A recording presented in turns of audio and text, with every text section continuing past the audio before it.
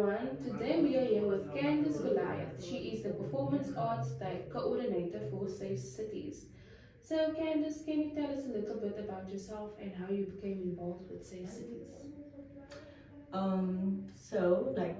Where I am, my name is Candice Goliath. I'm from a little small village which is called Tambo Village. Even a lot of people didn't like the whole Tambo village name, so some people named it Tambo Square. However, there wasn't a lot of opportunities within our community, and so I was or am still a very ambitious young woman, and I was just on a hunt for opportunities so that I could enhance my life and basically wanted to be an example in the community. And so I found Safe Cities through a choir, basically. It was this popular choir back in the day called Green Pastures Choir. I heard about them on the radio because I used to love singing. So I would clean the house. I don't know if anyone can relate to that. As the eldest daughter in the house, your responsibility is basically to clean up and prepare the food if your mom is not around and stuff. So I was cleaning and then I heard about this choir that is in our community, which was Manenberg, was at the time. And then my friend at school, I had to sing at school on a Valentine's Day, and then he told me more about the choir and invited me to the choir, and I joined the choir, and then here I am today, still being a part of Safe Cities. You have a very unique story. It is, and when I was thinking about it, I'm like, Candice, your story is so unique, and if I had more time to elaborate on it, I would, but that's just to answer the question for now. Could you share where you started and what your life was like before joining the organization then? Well, like I said, I've really searched out opportunities, and I also have a heart for people in general, but specifically young people. And so I had a group of young ladies that was my friends. I used to be a church-going young lady, and some of my friends wasn't exposed to church, or some of them were rebels at the early age in their lives. And so I used to be the example in the group. Everyone go astray or do whatever they like to do, I just kept on the right path, or tried my best to. And so I basically was the leader in the group, and I would be the one to invite you to church because I don't want you to experience because all the pain and the hardships that you're telling me about every day. I mean, what I'm doing is working for me, doing the old Jesus, praying, fasting, being a good child at home. So I basically just wanted them to also experience that. But like I said, there wasn't a lot of opportunities within our community. And I think if you are not motivated or you don't have that that support structure outside of the community, outside of your household, then it's very easy for you as a young person to go astray.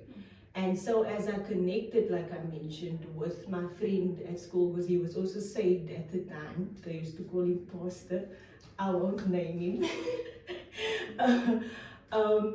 He basically gave me an opportunity to be a part of this organization. And here I am today, my life really just transformed. So then, was there a specific moment or experience that made you realize Safe Cities was going to be an important part of your life? I guess there were so many moments and so many experiences. Firstly, Safe Cities is not just the average community-based organization, but they do present Christ as well. So I guess like just the whole spiritual aspect of it made me realize that I'm at the place where I'm supposed to be. Because everything that I ever wanted to do, I found myself doing that here. I found myself being trained in different aspects, and with different skills within the organization, and that is basically aligned with, like I said, all my desires, and even the things that I knew I wanted to do but didn't know how I was going to do it. The opportunity was granted for me to be skilled. Yeah. So, what specific skills and training opportunities did Safe Cities provide that have been most valuable to your personal development? Oh, what a question. All that I am, all that you see is basically the trainings and the developments that Safe Cities has imparted. I won't say I used to be a shy young lady, because I was an opportunist, searching out opportunities. However, I didn't have the confidence I have now. And I guess when you're not as confident, it prevents you from reaching out, or at least taking on different responsibilities to become who you believe in your heart you were meant to be. So self-confidence was built, communication skills, how to work with people in general. I guess those skills was also just enhanced. Yeah. So I feel very blessed to be a part and to be a product of Safe Cities. Could you tell us about any travel experiences facilitated by Safe Cities that were particularly impactful for you? Well, I had the opportunity to travel the whole, I could say, continent of South Africa.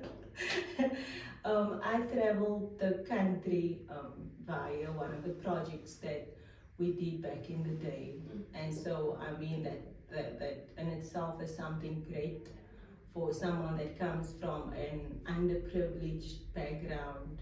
You don't have the means, you don't have the resources or the contacts or family members that could expose you to such opportunities. And so, yeah, thank you for that question. How did your interest in performance arts develop during your time at Safe Cities? Nicole, so once again, like I said, my confidence developed throughout the years, right? With the theater and performing arts, my story is so unique.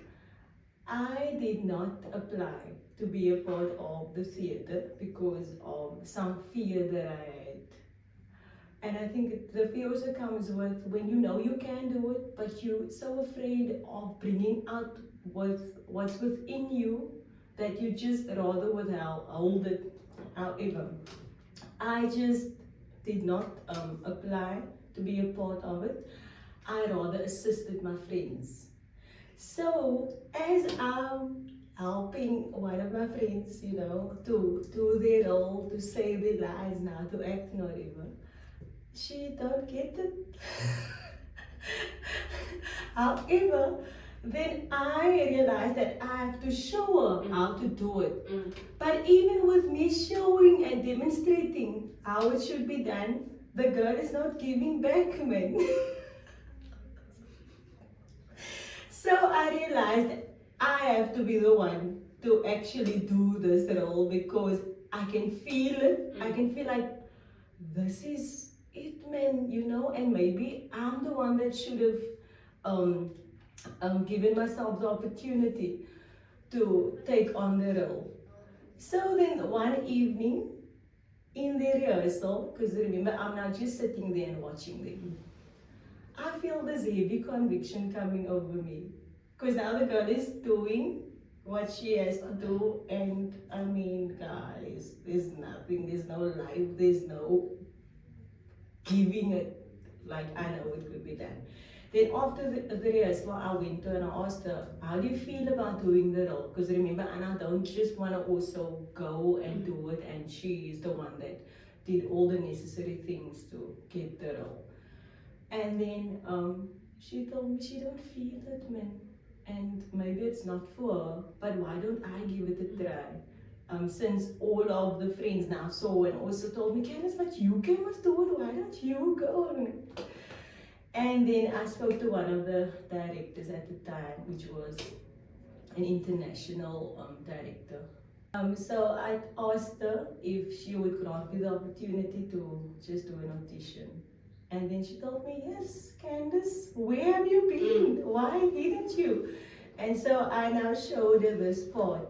And then she was blown away. But remember, me thinking that maybe I can't, and maybe they just want me to also be a part of it since it's now all our friends. But yeah, that's how I became a part. So I know that you are a first year PED student. Yes, ma'am.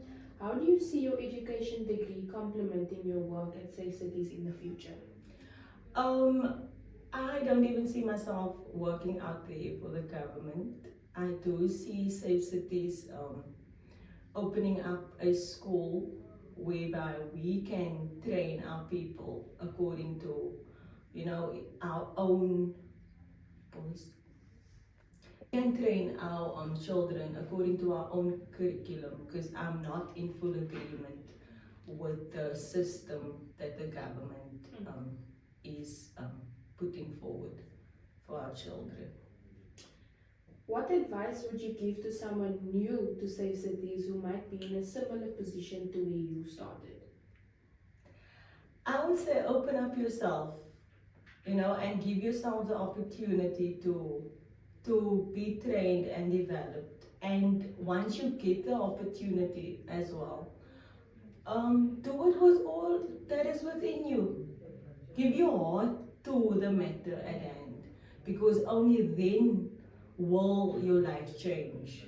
And it doesn't happen overnight. It takes a lot of courage, it takes a lot of strength, it takes a lot of patience with yourself, and then we will see the results. So then how do you hope your story might inspire others who becomes involved with the organization? Nicole, I think as most and many of our people in our communities and our young people can be in agreement with the following statement. Opportunities are rare within our community. To find people that care about you and your well-being and your future is very rare.